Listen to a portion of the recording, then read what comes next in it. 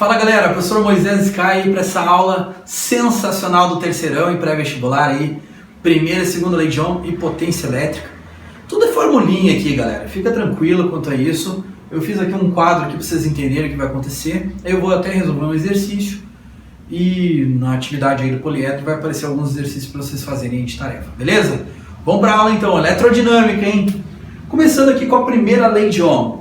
O senhor Gerald Simon Ohm, né, ele criou duas leis. Eu sei que potência não é lei dele, mas está relacionada, então eu vou deixar ali também.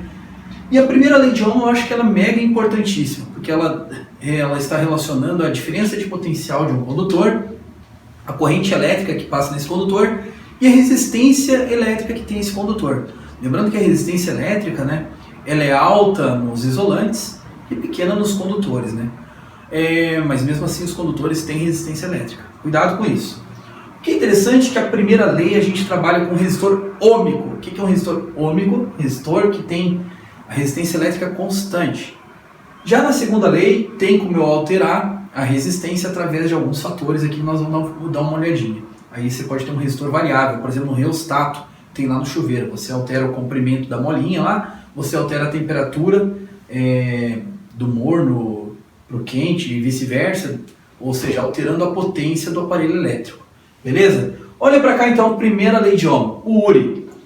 O U é a diferença de potencial, voltagem, né, como o pessoal fala, que eu também chamo de tensão elétrica. O R é a resistência do condutor e o I é a corrente elétrica. As unidades de medida no sistema internacional. O U tem que estar em volts, o R em ohms, que é essa ferradura aqui do God of War, e o I em amperes. O que é interessante? Se a resistência é constante, o material é ôhmico, depois vamos falar desse gráfico, a tensão e a corrente eles são diretamente proporcionais. Caso a resistência não seja constante, ele vai dar um gráfico, pode ser uma curva, você pode achar a resistência em cada ponto dessa curva usando essa fórmula. Só que daí esse condutor não obedece à lei de Ohm, a gente fala. Você pode achar a resistência aparente, resistência em cada ponto usando o URI em cada ponto, só que ela vai ser diferente. Ele não obedece à lei de Ohm.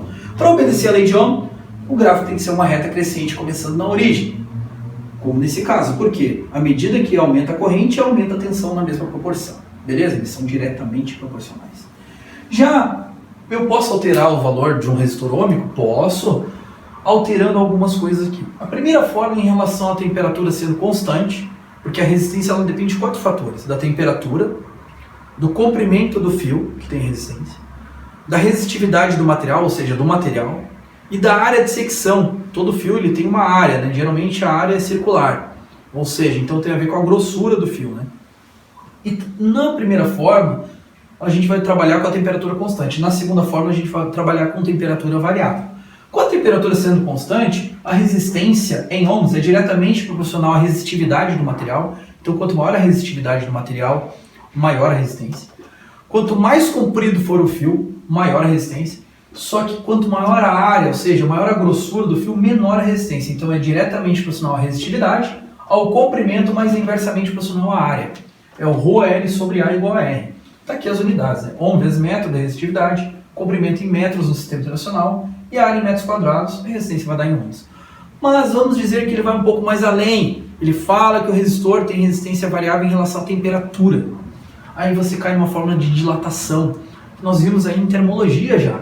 Você só vai trocar o L por R. A variação da resistência é igual à resistência inicial, vezes o coeficiente de dilatação linear, que você está falando de comprimento aqui, né? Vezes a variação da temperatura. Ah, professor, mas ele falou também que ele disse que a resistividade depende da temperatura. Sim, ela também depende. Aí, nesse caso, você basta só trocar o R pelo ρ, que é esse R grego aqui, né? Que é a resistividade. A variação da resistividade é a resistividade inicial vezes o coeficiente de dilatação linear vezes a variação da temperatura. Então a primeira é para calcular a resistência variável em relação à temperatura e a segunda é para calcular a resistividade variável em relação à temperatura. Ah, professor, mas eu estou calculando a variação da resistência e a variação da resistividade. Como que eu vou saber a resistência final e a resistividade final? Aí você não pode esquecer que ΔR é R final menos R inicial. E Δρ é ρ final menos o ρ inicial. Sabendo os iniciais, você vai passar somando com o que variou, você vai achar a resistividade final ou a resistência final. Moleza! Só lembrando um pouquinho aqui, porque ele pode relacionar as resistências elétricas às suas potências dos aparelhos. E aí eu tenho 3 formas para calcular a potência de um aparelho que tem resistência, ou seja, um condutor aqui, tá? Que é o pio, que o passarinho faz, corrente vezes tensão, o piriri, que é resistência vezes o quadrado da corrente, ou o pururu, né? Que é o quadrado da tensão pela resistência. Quando que eu vou usar cada um? Tem que ver no exercício o que ele vai dar, se é corrente, tensão ou resistência. Se ele der corrente e tensão, pio. Se ele der resistência e corrente, piriri, lembrando que o i está ao quadrado. Se ele der tensão e resistência, é o pururu, lembrando que o u está ao quadrado aqui. O que é interessante? Potência no sistema internacional tem que ser em watts. Então, todas as unidades das criaturas aqui tem que estar no sistema internacional. O em volts, o R em ohms e o em amperes. E agora eu vou fazer um exercício, tá? Para vocês, da página 138 do volume 2 daquele caderno de exercícios de vocês. É um exercício da SES Gran Rio, tá? É o exercício número 8, que ele envolve eletrodinâmica com termologia. Eu vou ler para vocês e vai aparecer aí na telinha, beleza? Bora lá! Um aquecedor elétrico de imersão é constituído por um resistor de 15 ohms e funciona sob tensão de 120 volts. Esse aparelho é utilizado para aquecer 900 gramas de água, inicialmente a 20 graus Celsius. Considerando que todo o calor gerado é absorvido pela água e que o calor específico da água seja de 4.000 joules por quilograma grau Celsius, que é a mesma coisa que 4 vezes 10 na terceira, então em quantos minutos a água começará a ferver? Olha que legal, eu já tinha colocado os dados aqui para não dar trabalho, é bem tranquilo esse exercício. A energia elétrica está se transformando totalmente em energia térmica no aquecimento da água, então a energia elétrica que você calcula através da potência e o tempo de uso, né? Inclusive ele quer o tempo, eu tenho que achar a potência elétrica do aparelho. Como que eu acho? Eu tenho a resistência e a tensão, vamos usar a forma do pururu que nós vimos agora recém na aula, que é a terceira forma de potência. Potência elétrica é o quadrado da tensão pela resistência, ou seja, quadrado de 120 sobre 15, 14.400 dividido por 15, ou seja, 960 watts. Tem a potência. Como que eu vou determinar a energia para depois achar o tempo? A energia foi transformada em energia térmica. Então eu vou usar esses dados aqui, para achar a quantidade de calor. Como variou a temperatura, é o mc ΔT, né? Ou seja, massa. Por que eu coloco 0,9 e não 900? Porque o calor específico está por quilograma. Basta você dividir 900 por 1.000 que dá 0,9. Calor específico, 4.000. E a variação de temperatura, ele falou que ele quer que vá de 20 até ferver. Ferver, a água ferve na CNTP em 100 graus Celsius. Então de 20 a 100, variou 80. Pode cortar esse zero aqui. E logo, 9 vezes 400 vezes 80 vai dar 28.000.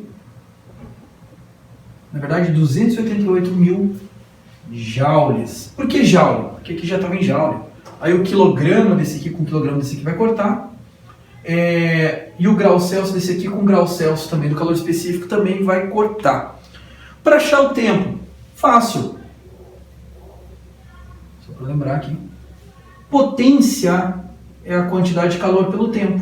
Nesse caso é a energia transformada por unidade de tempo. O tempo vai ser a quantidade de calor pela potência, que vai dar 288.000 joules dividido por 960. Corta.